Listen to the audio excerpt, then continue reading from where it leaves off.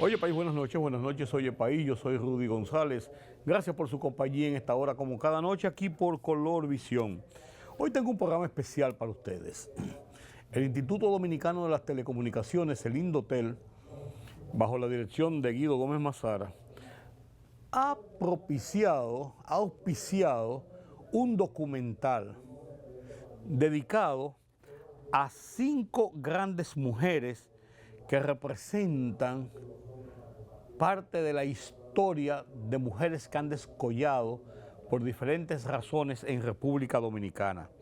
Miriam Germán Brito, Juana Ferrer, Petronila Santana, Rina Espaillat y Carmen Mazara. 5 mujeres que en diferentes áreas de la vida dominicana han descollado. Un documental que no tiene desperdicios y quisiera compartirlo con ustedes esta noche porque creo que es parte de la historia de República Dominicana.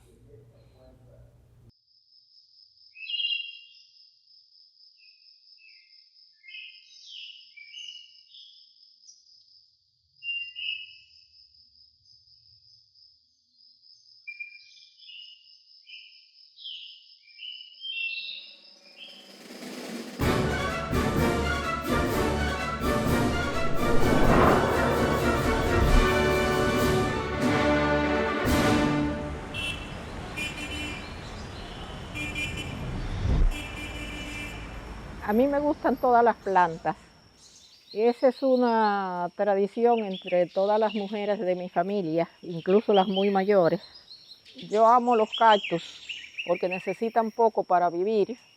A esta le llaman rosa del desierto y cuando florece es una flor de un rosado intenso, preciosa. Yo dije una vez en una premiación por algo que yo mantenía desde muy joven rasgos de insumisión que me impedían arrodillarme ante nadie. Y esos rasgos de insumisión vienen desde muy temprano. Cuando a mí me inscribieron en la escuela, yo no quería ir con las monjas. Yo detestaba a las monjas. Excelente directora y profesora, pero era una cuasi nazi. Yo tenía que caminar 3 kilómetros para ir y 3 para volver a mi casa. Y como yo me empecinaba en no ir, mi mamá me encaminaba con un tirigüillo. Me daba 2 o 3 tirigüillazos y yo caminaba un rato. Me paraba otra vez. Era una experiencia mala cada día. Y se acabó cuando un día fue a mi cuarto, se sentó en mi cama y me dijo, mira, a mí no me gusta darte, pero tú tienes que aprender. Y te voy a seguir dando mientras tú te sigas negando, porque yo no quiero para ti mi vida. La Vega es el centro del cosmos, porque la casa de mi abuela en realidad es donde yo me hice lo que fui, porque me tenía dañada completamente. Mi mamá decía, esta niña va a ser una salvaje porque la dejan hacer de todo. Pero mi abuela le dijo, no, es una niña muy sensitiva y hay que dejarla que haga lo que quiera. Oí toda la poesía del mundo, porque mi abuela tenía amistades que eran poetas o que amaban la poesía. Y yo, que no entendía nada porque era muy chiquita, cuando la gente hablaba, yo lo que hacía es que bailaba. Y así descubrí que la poesía es una forma de baile. Y ahora, doña Tona, ¿cuántos años que usted tiene? Ay, 61. ¿Cuánto? 61. El que 61. 91. Ay, Dios, me estoy quitando pero muchos años. Hombre,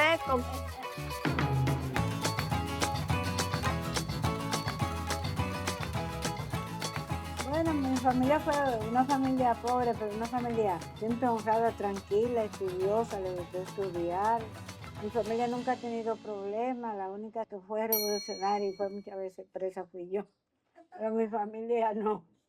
Mi mamá era de San Pedro Macorís, vino a vivir aquí a la capital, nosotros éramos 5, hijos de 2 papás, pero 2 papás irresponsables. Entonces mi mamá vivía trabajando y ya cuando estábamos un poco grandes, Trujillo nos desalojó, fuimos a vivir a Villa Agrícola Y nada, mi mamá fue muy revolucionaria, fue muy amiga de Manolo Tavares Justo. Y siempre ella me ayudó, siempre me apoyó.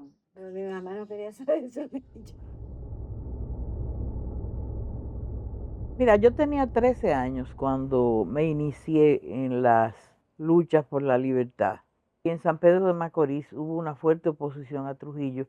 Hubo mucha gente presa, algunos los mataron. Y eso me llevó a formar parte de esa juventud inquieta de que teníamos que hacer algo que nos sacara de ese marasmo. Y de ahí surgieron los cuestionamientos, las ideas para hacer cosas mejores para el país.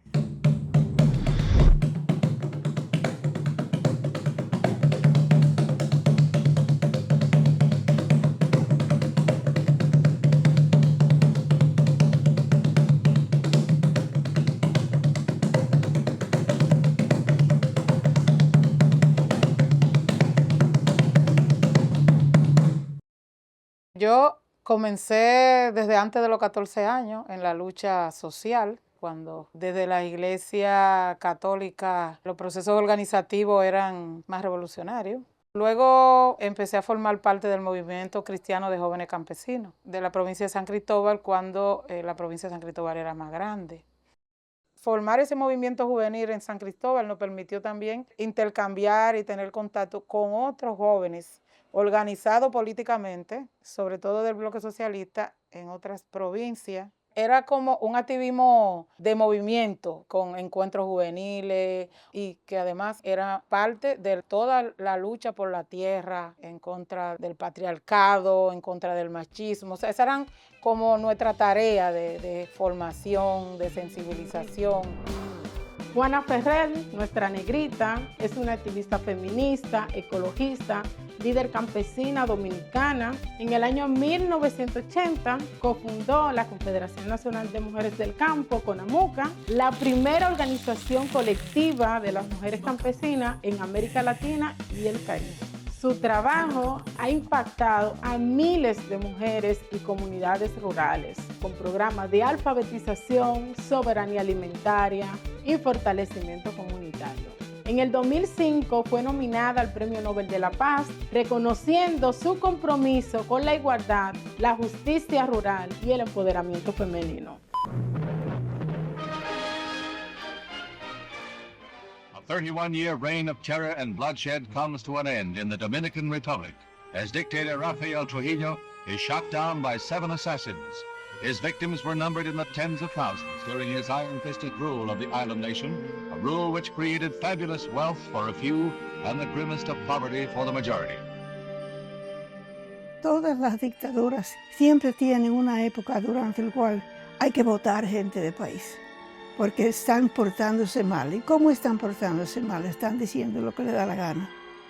Mi papá tenía uno de sus tíos, era un diplomático, y cuando pasó el crimen terrible de la matanza de los haitianos en el 1937, él le escribió a Trujillo y le dijo: yo no puedo trabajar para un gobierno que mata a personas inocentes. Inmediatamente llegó la carta que dice exilio, porque mi papá era su secretario.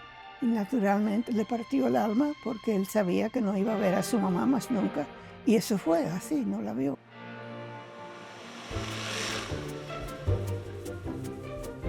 Llegar a Nueva York fue un descubrimiento. Yo nunca había visto una ciudad tan grande. Me encontré con el mundo entero, porque había gente que había venido de todas partes. La riqueza de los Estados Unidos es que los niños crecen juntos. Me llevaron a sus casas a comer. Yo los llevé a la casa mía para que comieran lo que hizo mi mamá. Empecé a decir malas palabras en otros idiomas. ¡Qué riqueza! Naturalmente no lo decía en frente de mi mamá y mi papá, pero lo gocé muchísimo.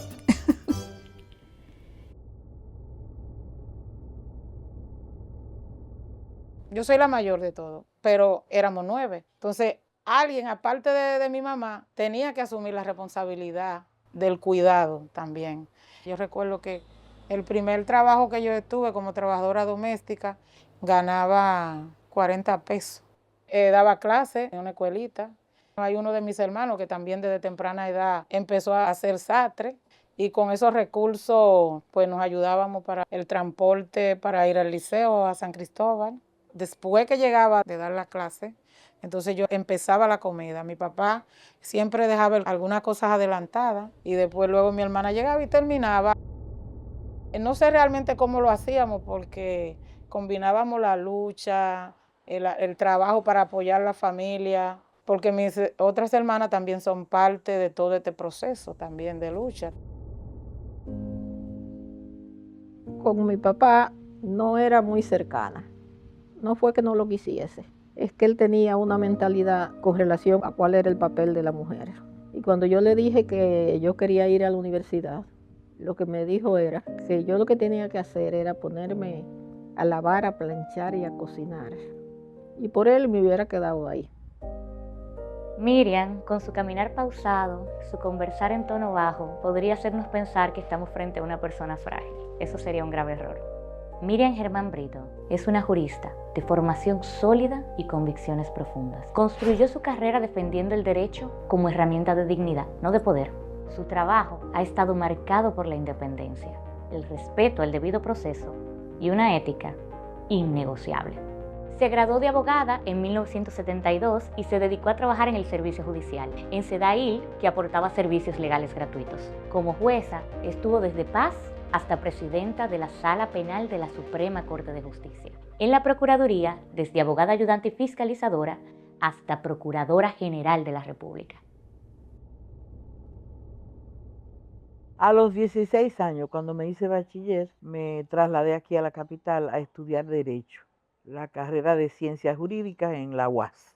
Era una época de mucha efervescencia y ahí coincidíamos la mayoría de los jóvenes que teníamos militancia, casi siempre dentro de la izquierda. Yo no quería estudiar Derecho. Yo acabé en la Pucamaima, porque en esa época había muchos problemas en la UAS. Yo en realidad lo que quería era estudiar letras. Y como nada más impartía aquí en la Universidad Autónoma, no pude. Permítame una pausa en este punto en el desarrollo de este documental precioso, parte de la historia de República Dominicana sobre estas 5 grandes mujeres. Volvemos después de la pausa.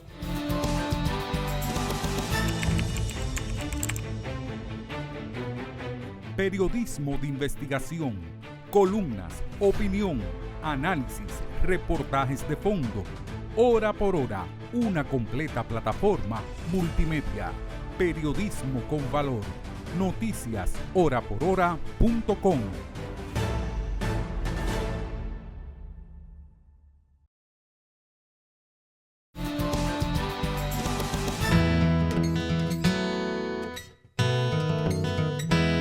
Welcome, the poet, the poet. Thank you. Now, as you mentioned, I was born in the Dominican Republic, and one of the themes that keeps turning up in my poetry is the matter of bilingualism and foreign language and foreign birth. Mi papá fue dominicano hasta el día de su muerte.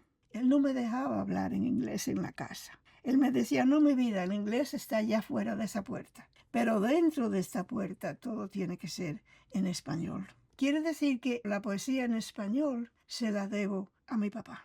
La persona que tiene muchas identidades no es dividida, es multiplicada y por lo tanto tiene mucha suerte. Mi poesía en inglés se la debo a mis maestras. Yo tenía como 8 años cuando empecé a escribir ya en inglés. Me alegro mucho haber tenido un buen basurero. Que esas primeras poesías no estén todavía vivas, porque yo sé que tenían que ser horrorosas. A los 4 años estaba haciendo poesías, a los 5 también, pero ya 4 años, a los 15, a los 16, es en serio. Comenzó con una maestra mía en la escuela secundaria. Nosotros la conocíamos como Miss Jones, pero ella era en realidad Catherine Hayden Jacobs y era poeta y no lo sabíamos en la clase. La clase no sabía nada de su vida personal. Yo estaba escribiendo algo antes de que comenzara la clase y ella me dijo, ¿qué estás haciendo? What are you doing there? Y yo le dije, estoy escribiendo. ¿Escribiendo qué? Escribiendo un soneto. Y dice, un soneto. Ah, pues déjame ver, yo quiero ver ese soneto. Se lo enseñé y ella me dijo, pero Rina, mi amor, eso hay que publicarse. Yo le dije, imposible, eso solamente lo hacen los poetas verdaderos. Sin decirme nada, nos mandó a una revista bien conocida, que era The Ladies' Home Journal.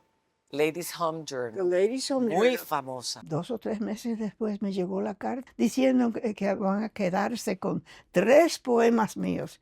Digo yo, pero esa gente está loca porque yo no le he mandado nada. Ella me dijo, sí, fui yo, perdóname. Y naturalmente yo la perdoné demasiado fácil. Yo le dije, bueno, ahora yo voy a ser poeta. Rina Polonia Espaillat, Rina Mae, es poeta, narradora, traductora dominico-estadounidense, con 11 colecciones publicadas que incluyen trabajos galardonados como Where Horizons Go, ganador del T.S. Eliot Prize, y Rehearsing Absence, merecedora del Richard Wilbur Award, y sus traducciones de grandes poetas como Robert Frost, Richard Wilbur y San Juan de la Cruz han recibido amplios elogios. En 2024 fue condecorada por el presidente de la República Dominicana con la Orden del Mérito de Duarte, Sánchez y Mella por su aportación a la cultura y a las letras. Su casa está siempre abierta para toda la gente que escribe. Yo trabajaba en una textil, se llamaba La Algodonera. Me pagaban poco y cosas. Mi vida yo era trabajando en una fábrica. El que trabaja en fábrica no es una cosa suave, ¿no? Después que yo trabajé ahí 3 años y yo me fui a trabajar a Textil Los Minas. En Textil Los Minas fue que yo aprendí a ser revolucionario. Pero el sindicato era revolucionario y los que dirigían la industria eran revolucionarios. Y era en tiempo de Trujillo. Yo era la secretaria de propaganda del sindicato. Yo tenía la obligación de poner la propaganda anti-trujillita en los sitios donde principalmente los trabajadores que eran trujillitas podían encontrarla y leerla. ¿Y a usted no le daba miedo hacer eso en la época de Trujillo? Petronila Santana, conocida como Doña Tona, es una mujer recia, recta, valiente. Desde el mundo obrero, Doña Tona se vinculó a las luchas sociales y políticas de su tiempo, en un contexto marcado por la represión, la persecución y la criminalización de cualquier tipo de disidencia. Doña Tona representa a esas mujeres que desde la fábrica y el silencio impuesto sostuvieron esa lucha por la dignidad, la justicia social y la libertad en la República Dominicana. Como muchas mujeres de la época, su historia no quedó registrada en los libros oficiales, pero ella es inquebrantable, tenaz y amorosa. Il y a en Cuba un gouvernement que c'est une préoccupation pour les États-Unis. President Johnson ordered Marines into the country to protect the democracy. The American nation will not permit the establishment of another communist government. Vino la revolution de abril. Il ne s'agit pas d'un mouvement communiste, il s'agit d'un mouvement qui compte avec l'appui de toutes les forces démocratiques. No pueden haber elecciones libres en un país ocupado por tropas extranjeras. El papel de la mujer fue fundamental. Las que no combatieron, pues, ¿qué hicieron? Que recogían los muertos, que buscaban la sangre, que andaban en las ambulancias buscando los heridos. Todas esas mujeres de Gualey, de todos esos sitios pobres, trabajaban allá. Yo no recuerdo su nombre porque han pasado 60 años, pero sí recuerdo sus labores, como esas mujeres trabajaron. Esas mujeres lucharon mucho, mucho. Esas mujeres amanecían. En el comando que yo estaba, que era en la clínica San Luis, a mí me tocaba ayudar a cocinar. Cuando había que lavar toda esa ropa de los que estaban heridos, enfermos y cosas, yo tenía que lavarla. Entonces yo tenía que levantarme bien temprano para cruzar el cordón. Entonces yo iba a llevarle los mensajes de lo que yo tenía que hacer. Y antes de las 5 yo tenía otra vez que cruzar el cordón para volver para allá. Las mujeres dominicanas, nosotros estaremos ahí con nuestro pueblo y lucharemos hasta el último momento de nuestra vida para sacar a los yanquis de aquí. Fueron mujeres inigualables que nos acompañaron en una lucha tan desigual y se jugaron la vida. Para ellas, mi recuerdo eterno, mi respeto y mi gran consideración de haber sido su compañera. Nosotros lo hacíamos de corazón, por convencimiento y por un compromiso de militancia partidaria, que ahí participó gente que no exigía nada a cambio que no fuera la libertad de su país. Carmen es una figura clave en la memoria política dominicana. Militante de izquierda y activista social, participó activamente en los procesos políticos que marcaron al país en contextos de represión, exilio y lucha democrática. Ha tenido una presencia firme en el debate público, defendiendo la justicia social, la ética política y la necesidad de preservar la memoria de las luchas revolucionarias. Representa a una generación de mujeres que hicieron política sin cargos ni privilegios, pero con una convicción profunda de transformación social. Su trayectoria recuerda que la historia política dominicana no puede contarse sin las mujeres que la sostuvieron desde la resistencia, la memoria y la palabra. En avril 1965, il n'y avait pas sur terre de peuple plus libre que le peuple dominicain. Cuando hubo el triunfo, se bailó mucho, se bebió mucho, se comió mucho, se gozó mucho, porque había alegría. Sous les plis de la bannière de l'OEA se cachaient les gorilles brésiliens et les marines US. Leur rôle, instaurer la terreur à coups d'assassinat. En résumé, la révolution fut écrasée. Luego de la guerra hubo cierta dispersión. Mucha gente volvimos a nuestros pueblos y mucha gente nos quedamos aquí y otros se fueron del país. Pero la valentía de quedarse aquí, eso no tiene nombre, porque éramos gente que nos perseguían. Él era una persona impresionante, alto, fuerte. Él se había desaparecido por un tiempo de mi pueblo. Entonces yo siempre preguntaba porque era un tipo muy atractivo, muy hermoso. Y el moreno grandote, ¿dónde está? Y un buen día aparece. Él en ese lapso de tiempo se había ido a Cuba a un entrenamiento militar porque él del 14 de junio había cerrado filas ya con el Movimiento Popular Dominicano. Cuando derrocaron al gobierno del profesor Juan Bosch, nuestro líder, Manolo Tavares Justo, fue con un grupo a la montaña. Él sabía que iba a morir por ser antiimperialista, por quererle darle una vida mejor a los campesinos, a los estudiantes y a los obreros. Manolo Tavares Justo fue a dar una charla al Ateneo de San Pedro de Macorís, que Manolo era el líder del 14 de junio. Fue la juventud completa. El moreno llega de la fábrica del ingenio Consuelo donde trabajaba, llega lleno de grasa y él hizo 2 o 3 preguntas y expuso su posición. A mí me impactó este muchacho, buen mozo, grandote, pero además con unas ideas tan claras de lo que era la lucha revolucionaria, que yo desde ese día quedé con él en el juicio. Yo me enamoré de ese hombre. El amor lo puede todo. Carmen, estoy tan orgulloso de ti y te quiero tanto que mi amor por ti es el justo equilibrio de deseo carnal y pasión. Por tus labios mi pueblo habla y canta y por tu sexo emergen mis hijos de la oscuridad al sol. Mujer, estoy tan enamorado de ti y te quiero tanto que solo tengo ojos para tus atributos y te convierto en metáfora. Le peuple dominicain voulait que les choses changent après 30 ans de dictature sanglante. Maire Balaguer, conseiller et porte-parole du dictateur Trujillo, avait été choisi par la CIA pour succéder au bénéfacteur. Ellos han sido que le han dado el derecho y el poder a Balaguer, porque Balaguer no tiene pueblo aquí. Ahora, el triunfo que dice que había ha sido para meterte entre sus casas de miedo, de terror. Los 12 años de Balaguer fue la etapa más maldita que puede haber tenido este país. Lo violaron todo, lo hacían todo, se inventaban expedientes, nos metían en las cárceles. Recuerda que ahora están en juego la vida mejor que te mereces. Vota por el candidato de la paz, el doctor Joaquín Balaguer. Yo iba para la victoria, estaba presa y me habían bajado a causa. Pues imagínate tú lo que un hijo decirte. Ay, con su bracito así me decía, mami, no te vayas. Mami, no te vayas. Entonces, ¿cómo le explico? En un instante rapidísimo que te daba la policía, ¿cómo le explico? Mira, mi hijo, yo estoy presa, yo me tengo que ir, yo vuelvo. Vuelvo pronto, espérame.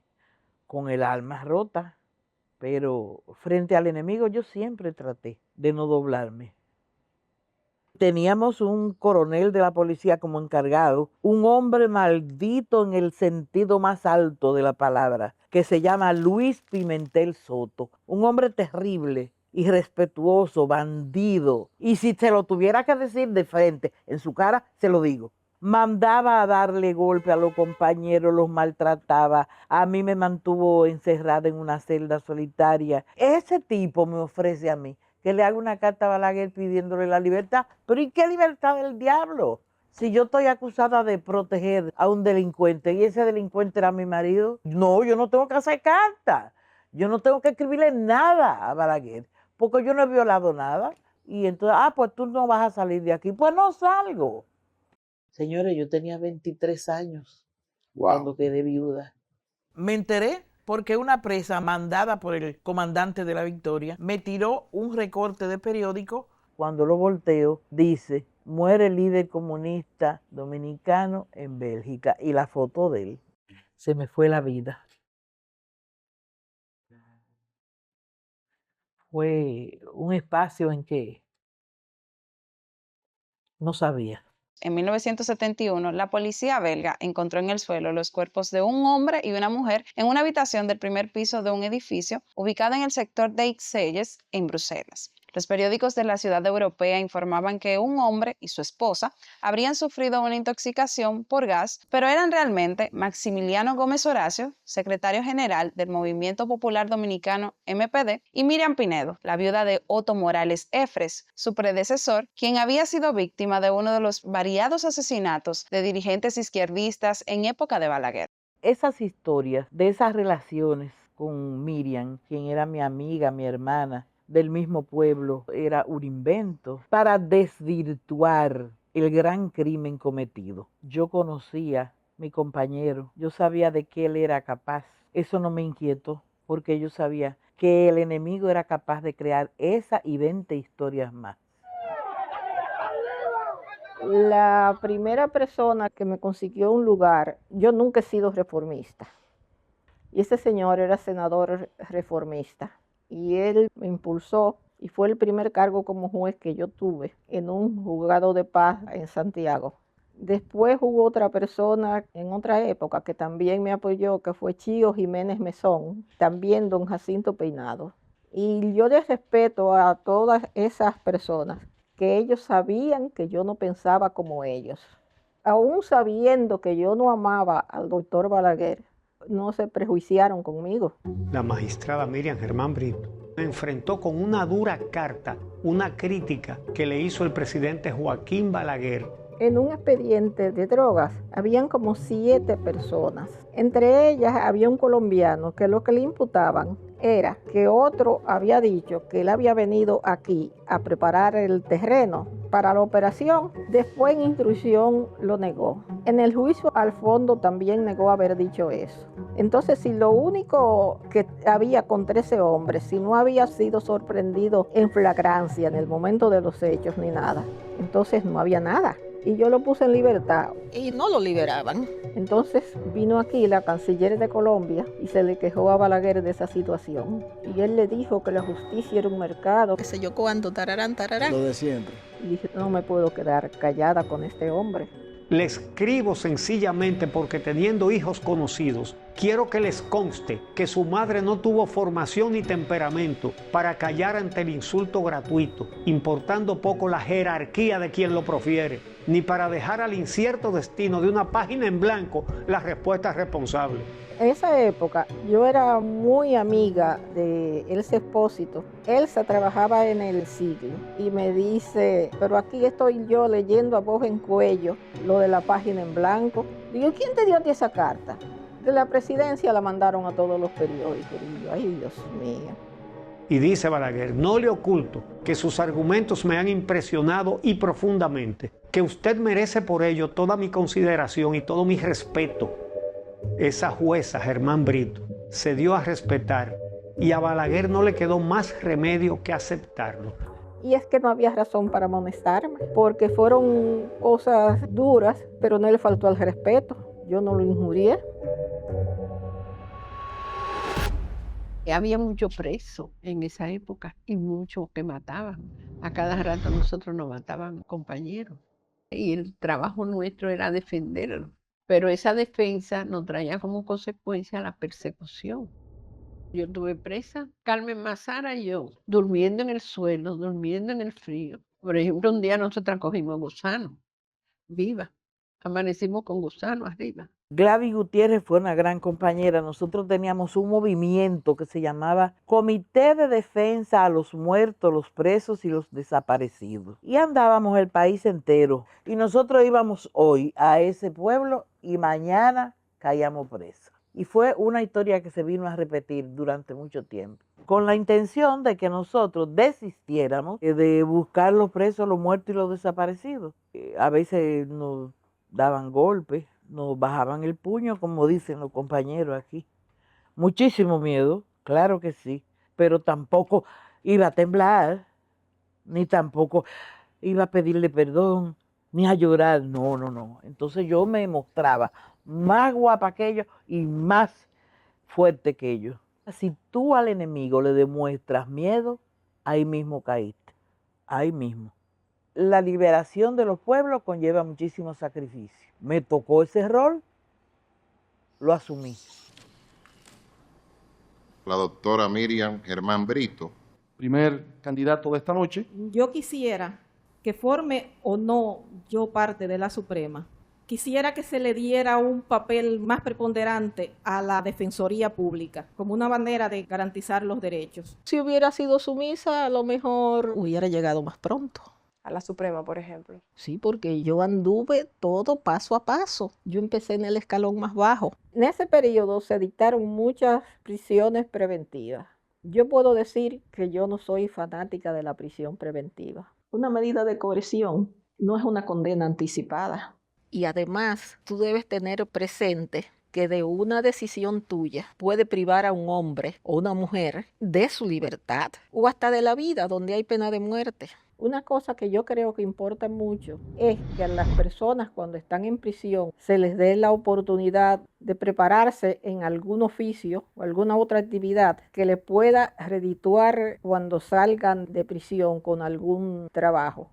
Porque yo vi en épocas que una persona cumplía y no tenía con qué irse a su pueblo y entonces le sacaba la cartera a alguien o hacía otra cosa.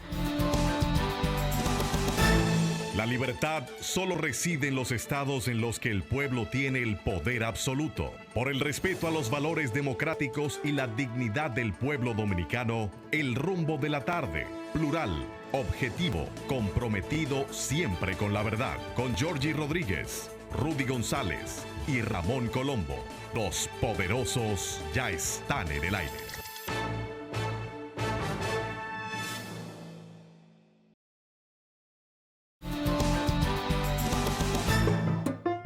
Hay gente con la que yo no puedo ser amiga. Cumplo las normas de cortesía, pero de amigo nada. Las personas marcadas por la arrogancia, que miran a los demás por encima del hombro, que valoran más el tener que el ser, y que a todo el que está por debajo de ella los maltratan. Como un golpe bajo podría calificarse la acción del procurador Jean Alain Rodríguez contra la jueza Miriam Germán Brito durante la evaluación del Consejo Nacional de la Magistratura, debido a que el reglamento prohíbe sobre objeciones y reparos a un aspirante nunca podrán ser anónimas. Él tenía unas aspiraciones políticas. Él tenía como una ficha importante el expediente de Odebrecht. El Ministerio Público que considera el caso de corrupción y soborno más grande de la historia del país. De los 7 acusados en el caso Odebrecht, solo 2 no han sido legisladores o funcionarios del gobierno. Hablamos del empresario Ángel Rondón y el abogado Conrado Pitaluga. En el conocimiento de la medida de coerción, yo tuve un voto disidente de que no debía imponerse la prisión preventiva, sino impedimento de salida. Entonces él tomó muy a mal el voto mío. Veo con gran inquietud que se han confirmado como jueces personas que, a mi entender, de la persona que escribe, no se han comportado con la ética y transparencia propia de los jueces de la Suprema Corte de Justicia.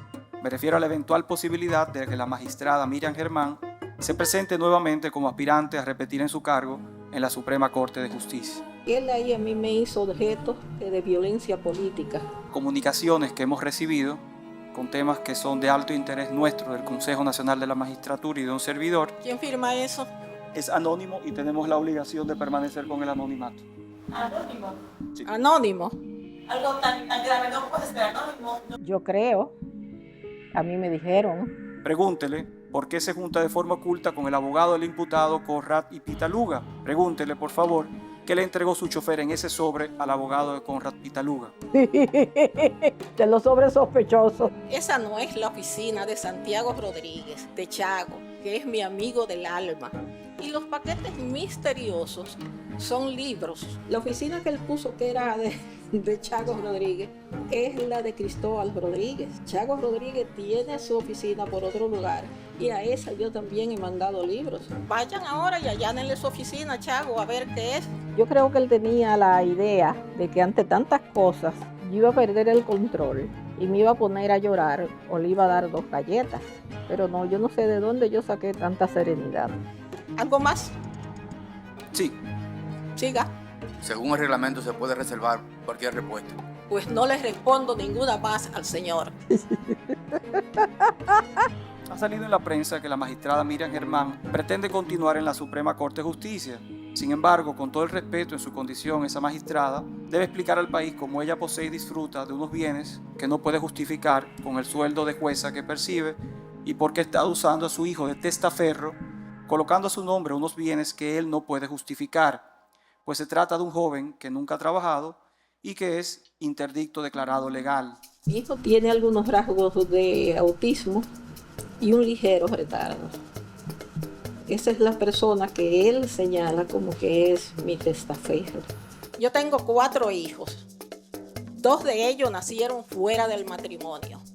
Su padre era el doctor Antonio López Rodríguez. Era una persona que al momento de morir no tenía liquidez, pero sí propiedades. Muchísimas obras de arte, gran parte de las cuales se vendieron para pagar los impuestos sucesorales. Lo que saqué de la venta de la casa, se los regalé a él. Y con lo que él tenía de lo que le tocó de su padre, le gustaba el campo y se hizo esa construcción. Lo que más me molestó es que sacara a relucir a mi hijo. Cuando la muerte del papá de ellos databa de mucho tiempo antes de yo ser juez de la Suprema. Nos interesa saber si es falso o no. Si esto fuera de doble vía, habláramos de usted.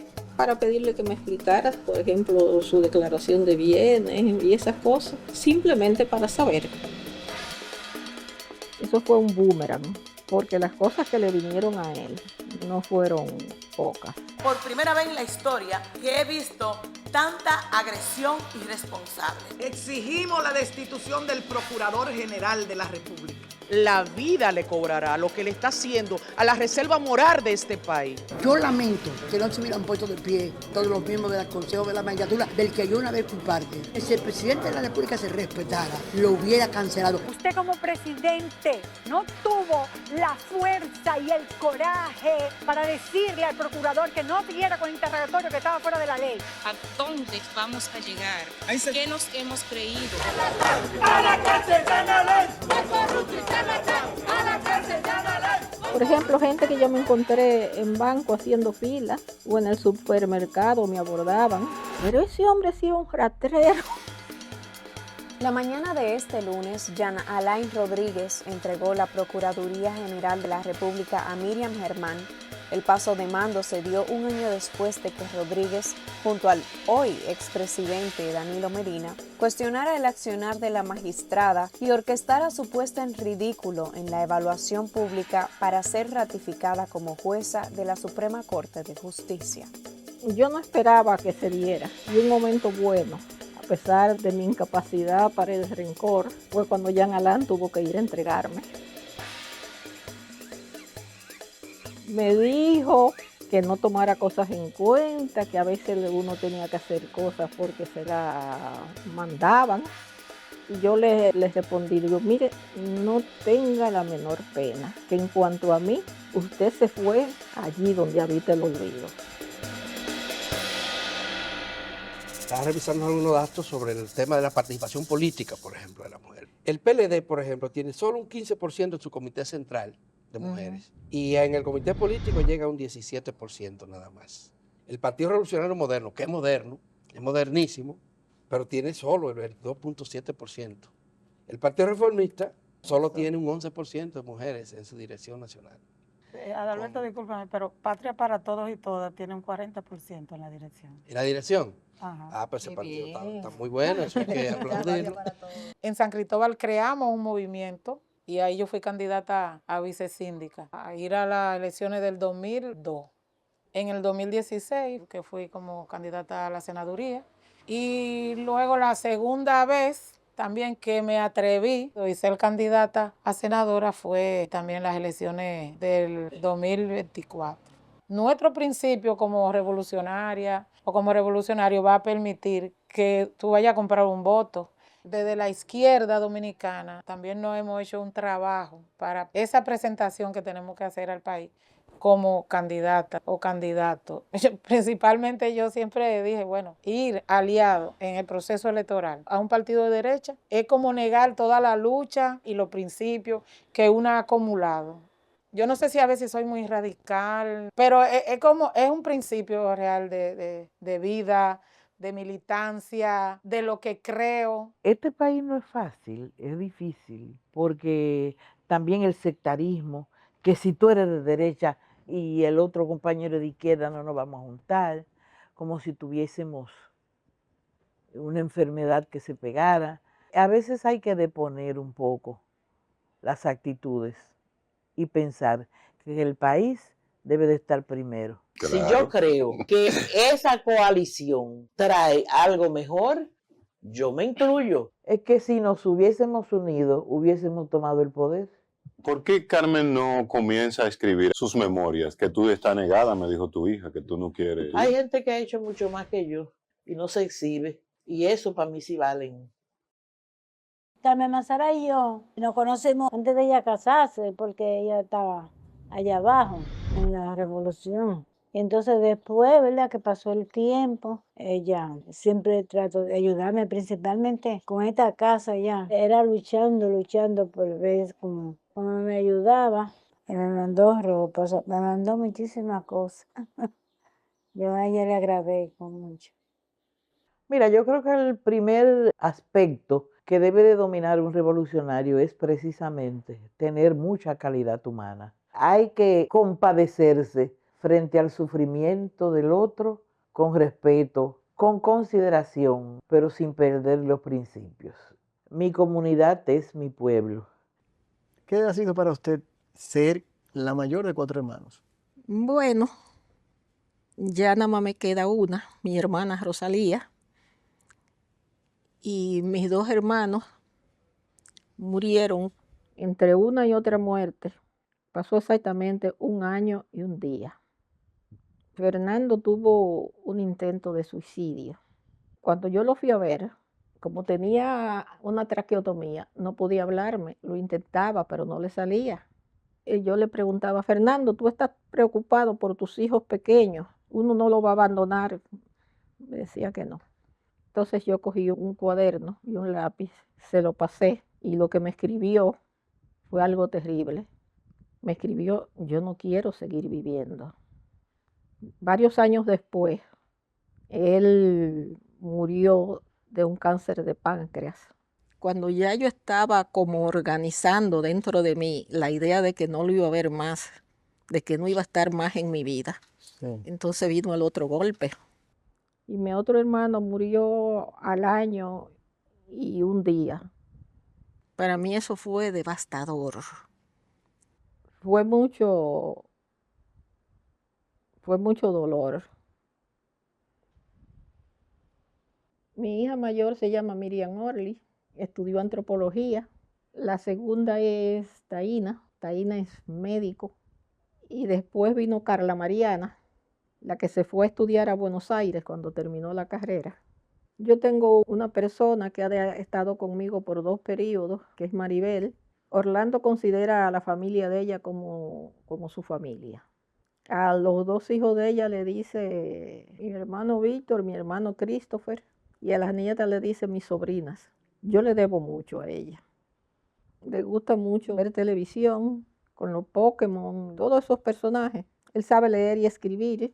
Él está en un colegio que se llama Sirius y él ha ido mejorando.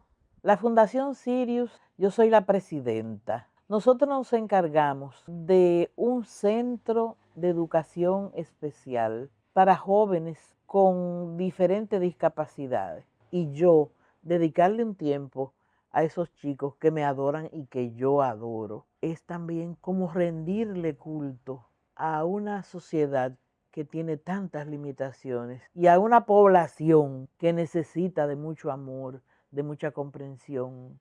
Mira, nosotros no tenemos ayuda estatal y la hemos pedido y la hemos gestionado y no nos ha llegado. Nosotros tenemos una política que el que puede paga y el que no puede no paga, bajo el gran sacrificio de Mariel León, la que concibió ese proyecto.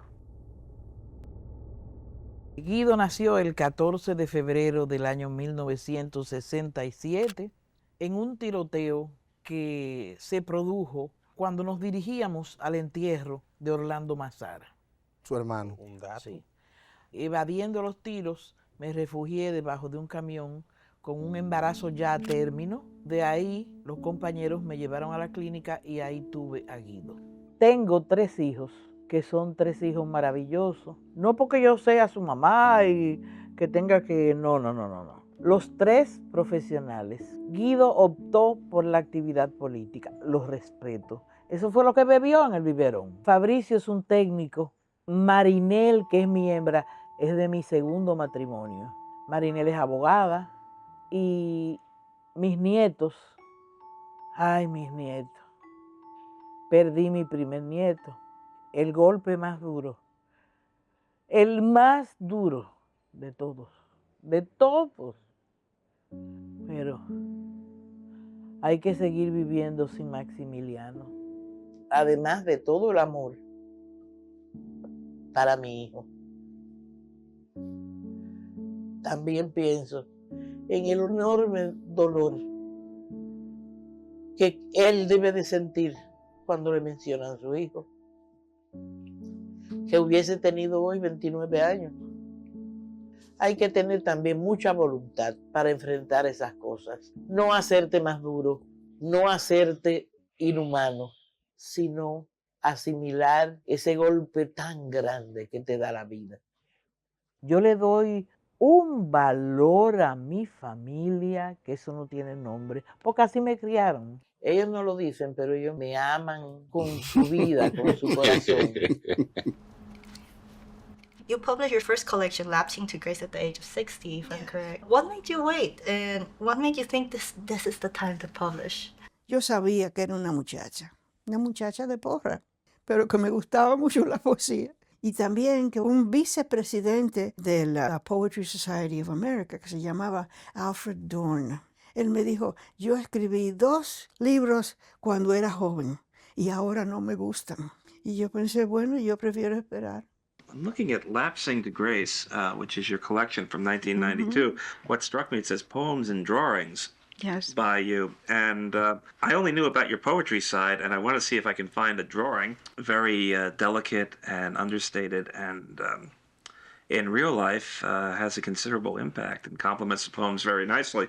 So, Thank you. La crítica fue sorprendentemente buena porque yo no esperaba tanto. Yo creía, bueno, habrá una docena de personas que lo va a leer y a algunos le gustarán. Pero la verdad es que llegó más lejos de lo que yo esperaba. Y entonces empezaron a darme premios. Y yo dije, bueno, a lo mejor sirve para algo. Aunque yo no estaba segura. Estamos en lo que yo llamo el cuarto de la vanidad. No porque me siento ofendida de tenerlo, al contrario. Me siento dichosa porque mi país y los Estados Unidos también me han querido y me han aceptado. Pero es el cuarto de la vanidad, porque eso es lo que dice, esto es lo que hicieron para mí. A mí lo que me interesa es decir lo que se hizo para los que necesitan más de lo que necesito yo. Otro de mis amores y es Sor Juana Inés de la Cruz. Ajá. Y ella me enseñó a ser feminista. Regaló su vida para enseñar al mundo que las mujeres también necesitan educación. ¿Usted sigue escribiendo? Yo sigo escribiendo, sí. Y sigo también traduciendo mucho. Una de las cosas importantes en mi vida es la traducción. Porque así como creo que nos debemos tratar como hermanos y como familia, debemos también conocer los idiomas del vecino. Yo quiero ser dominicana y un pedacito de todo lo demás, porque la verdad es que somos una sola familia. Me dicen que mi etnicidad, que mi ser físico, es parte España, parte Portugal, pero también del norte de África 10%, de Camerún, de Senegal, de Benín y Togo. A mi papá le gustaba decir, el que no quiere ser lo que es acaba no siendo nada. Yo quiero que mi pueblo sea con los vecinos que han sufrido más que todos los otros pueblos de las Américas, nuestro vecino más cercano. Comprender que es una isla que tiene dos partes y las dos partes son una sola familia. Nací en la ciudad primada donde nació el continente. De todos los ríos del mundo fluye el agua de mi fuente. Crecí en Quisqueya la Suave, en el Valle del Cibao, en la sombra del caimito, la papaya y el cacao. En el patio de mi casa, en el amor de mis viejos, aprendí canto y costumbre, cuentos y cultos añejos, la marchanta y su batea, el dulcero y su pregón, el cafecito en la tarde, la Virgen y la oración. En mi sangre corre España, la Costa de Oro y Haití. Taíno, negro y negrero, los tres se juntan en mí con el más recién llegado, árabe, chino, judío, porque el que pisa mi tierra renace, hecho hermano mío. Aprendí luego el exilio que impuso la tiranía, por eso vivo tan lejos de la tierra que fue mía. Sé lo que dictan los años, lo que enseñan las distancias. No deja de ser humano quien cambia de circunstancias. Y aunque lo niegue quien quiera, somos hermanos de cuna. Nos parió la misma tierra y toda la tierra es una. En esta 38ª entrega de la Medalla al Mérito de la Mujer Dominicana. Juana Ferrer Paredes. Mujer Rural. Felicitaciones. Ese reconocimiento lo que hace también que una suma mayor responsabilidad y compromiso con la lucha, con el cambio. Además que un reconocimiento también al trabajo no solamente mío, de todas las mujeres que hemos sido capaces de resistir, tanto las mujeres del campo como las mujeres de la ciudad, las que han hecho historia también antes que yo, para los reconocimientos de los derechos de las mujeres, de las niñas. En el Ingenio Santa Fe, en San Pedro de Macorís, nosotros tenemos un gran grupo de mujeres. Nosotros le ayudamos a conseguir préstamos para que compren máquinas, para que aprendan a coser, aprendan a tener un negocio de comida, a hacer repostería, y la enrumbamos por el camino del progreso, algo productivo, que las enseña a ellas y a sus hijas y a sus hijos a que vale la pena buscar el pan de una manera honesta. Y tú me dirás, ¿y con qué tiempo tú te metes en tanta cosa? Sí, alcanza el tiempo. Qué pena me daría a mí estar sentada aquí, viendo televisión, hablando por el celular. No, yo puedo hacer mucho más cosas en beneficio de la gente. Nosotras nunca, y en mi caso, no hemos tenido un salario cuantioso. No sé. Yo me considero no ser una persona ambiciosa en el sentido del dinero. O sea, yo soy capaz de vivir con lo que tengo. Yo sí ahora pienso, a mis 60 años, producir recursos que me permitan garantizar mi estabilidad a través de algún negocio. Me gusta mucho la venta de artesanía, de comida criolla, pero seguir dedicando el tiempo a lo político, a lo organizativo. Me veo ahí realmente, porque hay que garantizar algo de recursos también para la vejez. Esta casa es mía y de mi hija. El señor de la esquina que tenía un colmado, él me dijo, mira, el que tiene un terreno tiene una casa. Y él tenía una casa, ni que sea fea, él me dijo, es muy importante. Entonces, con mucho trabajo, yo vendiendo mucha ropa de pulga, vine y lo compré a las mujeres que fueron revolucionarias conmigo. Entonces, lo que me mandaban cajas de mucha ropa de pulga, me ayudaban. Yo no puedo decir me ayudaron, la gente de mi revolución siempre me ayudaron. Son pobres y Eran pobres, pero con lo que podía me ayudaban. Yo vendo cuadernos, mascotas, lápiz, mucha ega, mucha cartulina, la cartulina está para allá atrás, champú, rinse, cinta de peinar niños, de hacer trabajo de manualidades, zipper, vendemos mucha cinta pegante. Y si alguien necesita algún artículo que yo no lo tengo, pues viene, me lo pide y yo lo compro y lo traigo. Entonces yo fui juntando chavitos. Y yo dije, bueno, vamos a hacer algo ahí. Y dijimos, nos mudamos. Por ahí, cuando llueve, cae muchísimo. Tengo que poner dos cosas plásticas y así que hay que arreglarlo. Hay que hacer una reconstrucción. Pero yo todos los días le doy gracias a Dios que la vida mía no fue tan mala. Me siento bien, de salud, puedo salir, caminar. Mira cómo yo estoy aquí, con todos ustedes. Yo me siento feliz. Es una felicidad grande. Siempre yo he hecho lo que yo he querido hacer. Todavía quedan muchas personas que son revolucionarios, que son amigos que nos juntamos, que recordamos esos tiempos. Como una ha sentido, ha sufrido, ha vivido las injusticias sociales, las injusticias económicas. No tolero el sufrimiento de la gente cuando hay cuestiones que desde un Estado se puede resolver. No hablo, por ejemplo, de una sociedad clientelista donde la gente espera que le den cosas, sino una sociedad que la gente misma construya su propio buen vivir.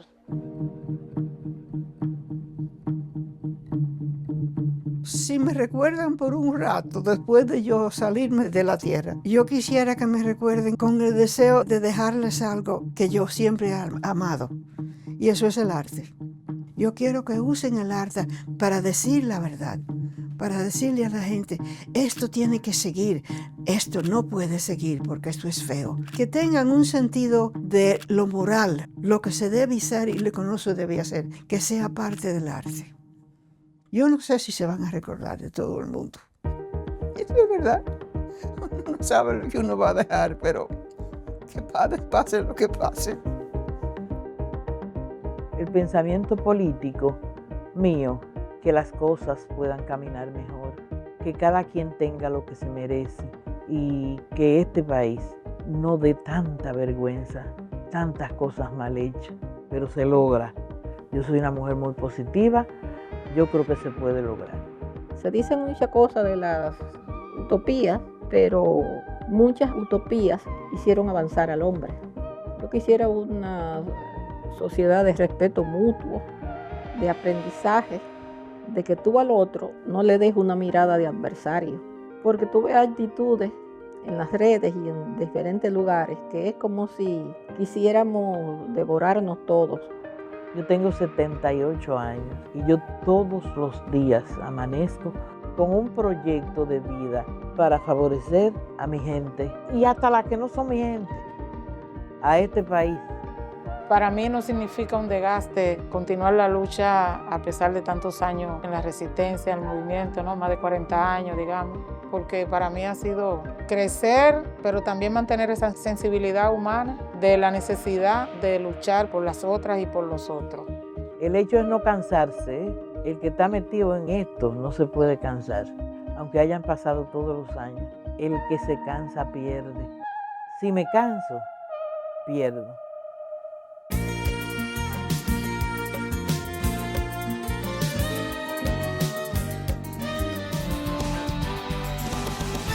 Gracias por habernos acompañado en la presentación, en el disfrute de este documental de Indotel sobre estas 5 grandes mujeres de República Dominicana. Ha sido un placer para Oye País reproducir este documental, esta historia.